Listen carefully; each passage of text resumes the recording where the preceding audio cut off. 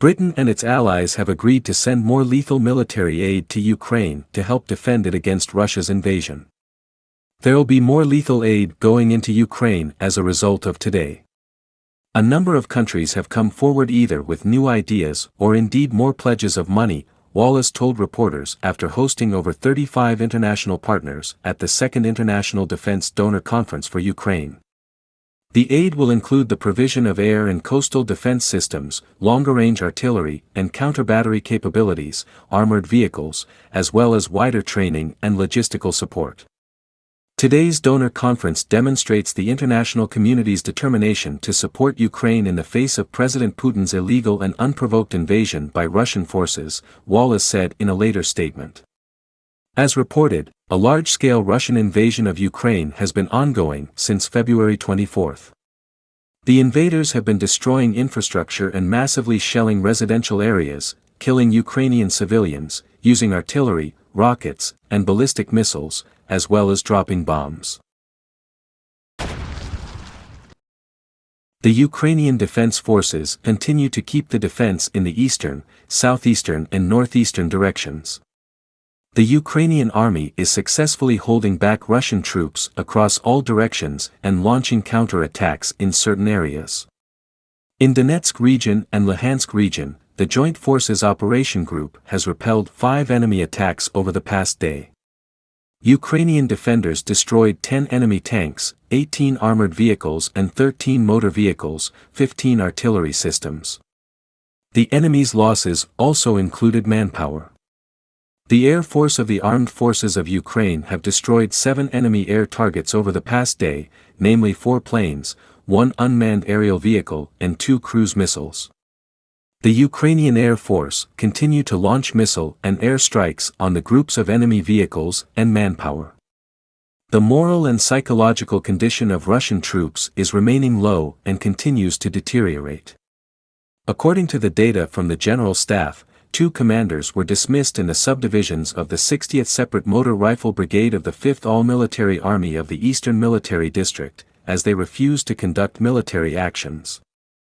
The Deputy Commander for Military and Political Work is expected to arrive and carry out explanatory work among the battalion and tactical group in Yasenivka, Donetsk region.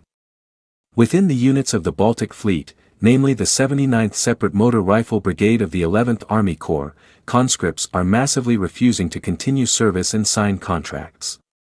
The movement of Russian military vehicles was recorded within the territory of Belarus, presumably to regroup units and create reserves in order to replenish manpower, ammunition and equipment losses suffered by Russian troops in Ukraine.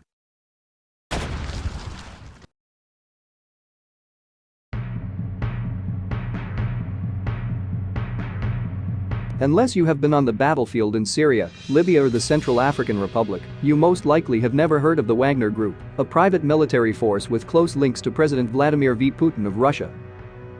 Wagner forces have appeared in Ukraine, presumably to fight alongside Russian troops in Mr. Putin's war. In the past month, the number of Wagner troops in the country has more than tripled to over 1,000. Their presence, in the eastern region known as Donbas, that is home to Russia-backed separatist groups, raises concerns, given the group's history. UN investigators and rights groups say Wagner troops have targeted civilians, conducted mass executions and looted private property in conflict zones. Here's what to know about Wagner. The entity first emerged in 2014, during Russia's annexation of Crimea. The US government has said that the organization is financed by Yevgeny V. Prigozhin, a Russian businessman and a close associate of Mr. Putin.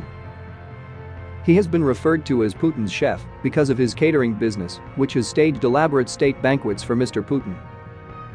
The group reportedly took its name from the nom de guerre of its leader, Dmitry Utkin, a retired Russian military officer. Mr. Utkin is said to have chosen Wagner to honor the composer, who was a favorite of Hitler's. Despite the Kremlin's denial of any ties to Wagner, Mr. Utkin has been photographed next to Mr. Putin. The group is not registered as a legal entity anywhere in the world. Mercenaries are illegal under Russian law. Their shadowy existence allows Russia to downplay its battlefield casualties and distance itself from atrocities committed by Wagner fighters, observers say.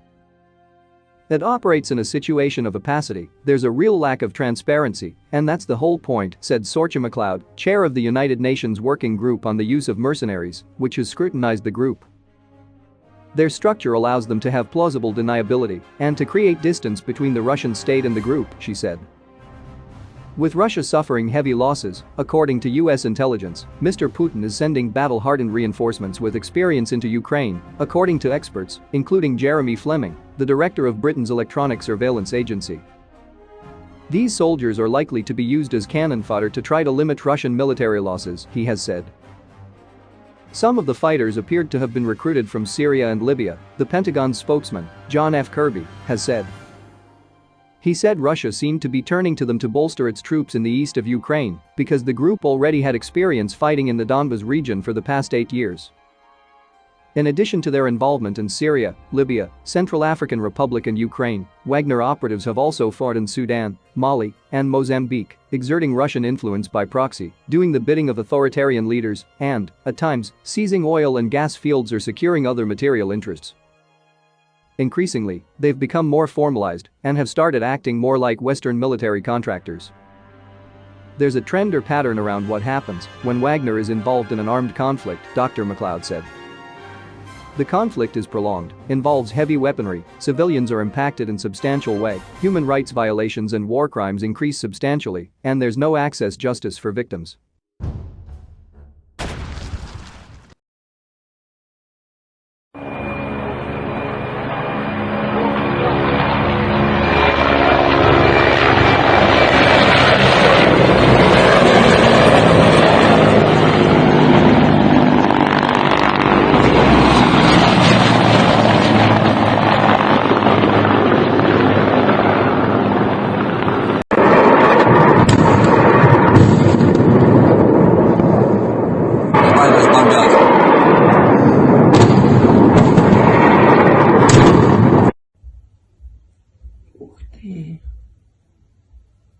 Бедные собаки все убежали. Один отстрелялся, потом второй. О, там их сколько. Вот второй полетит.